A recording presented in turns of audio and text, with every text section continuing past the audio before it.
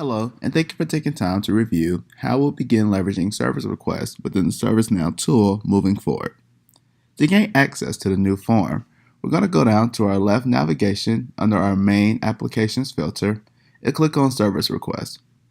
There'll be four new things available to us: the ability to create a new request, the ability to look at existing active requests, a filter to look at tasks that may be assigned to you from other requests that have been put into the system, and then, of course, the ability to look at tasks that are unassigned but associated to your team.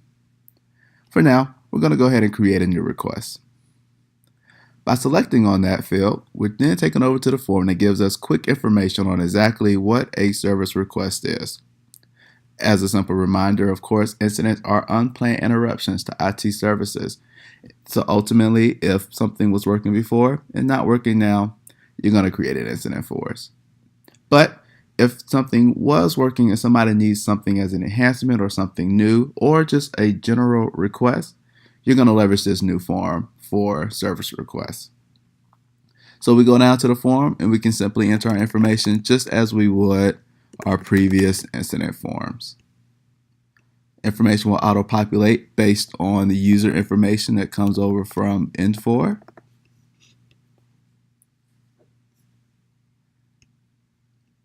Down in the request information, you have the ability to define what exactly the request is for.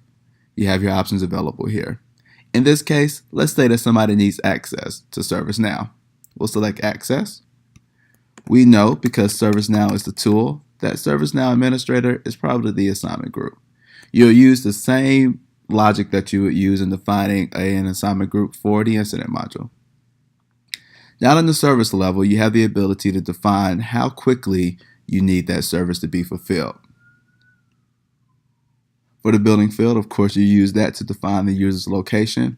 And if you need to get a little bit more granular, you can then use the field below unit location to do so.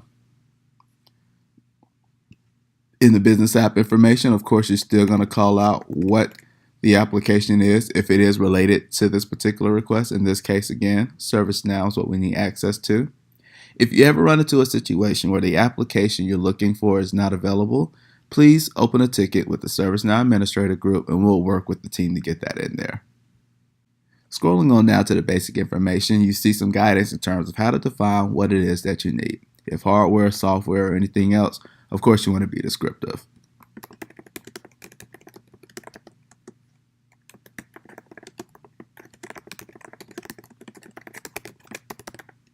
All right, and so you enter in your information, you scroll up to confirm everything, and over in your right corner you then hit Order Now.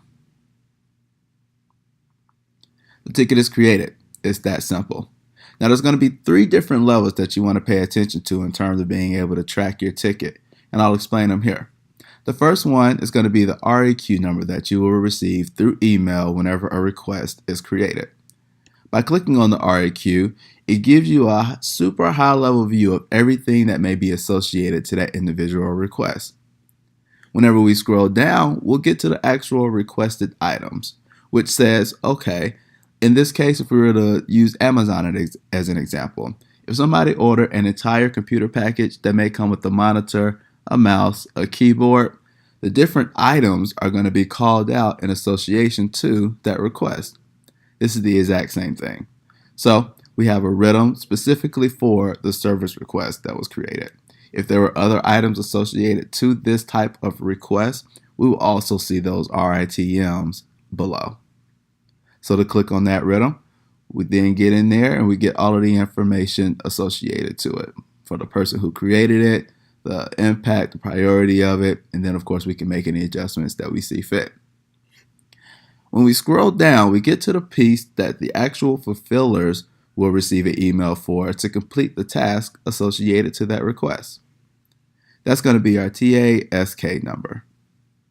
By clicking on that task, we then get the actual details of the request so that we can fulfill whatever the need is. Just as you would work a incident, you'll then, of course, go in here, you'll handle whatever details need to be done to complete the request. You can use your work notes and additional comments to update the request and send out whatever communications are needed. And then once you're done, you'll go ahead and close the task.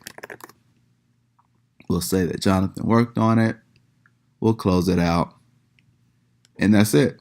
We see that all of the same functionality is associated to the request as it was in the incident module. If you have a time card in play, it'll be automatically updated. And of course, you'll be able to see that information on your workspace homepage.